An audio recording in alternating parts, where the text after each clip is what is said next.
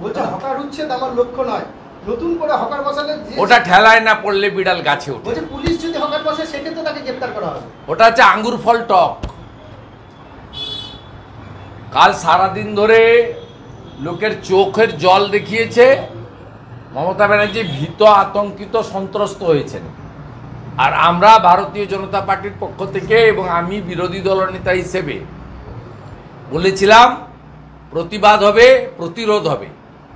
আপনি বলেছেন সরকারি জমি উদ্ধার করবেন, আপনার লোকেরা গরিব মানুষের পেটে লাথি মেরে হকার উচ্ছেদের নামে মানবাধিকার লঙ্ঘিত করছেন। আমরা চাই ফুটপাত দখলমুক্ত হোক, আমরা চাই নগরায়ন সুন্দরভাবে গড়ে উঠুক, কিন্তু কারোর পেটে লাথি মেরে নয়।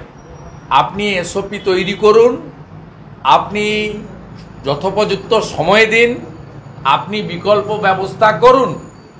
আপনি বারে বারে বলেন যে আমি 1.5 কোটি চাকরি দিয়েছি, তালিকা চাইলে দিতে পারেন না।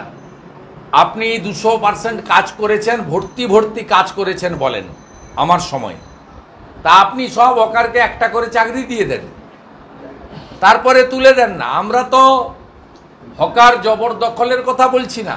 বিজেপি বলছে পেটে লাথি মারবেন না। আপনার রাজ্যে শিল্প নেই, আপনার রাজ্যে চাকরি নেই,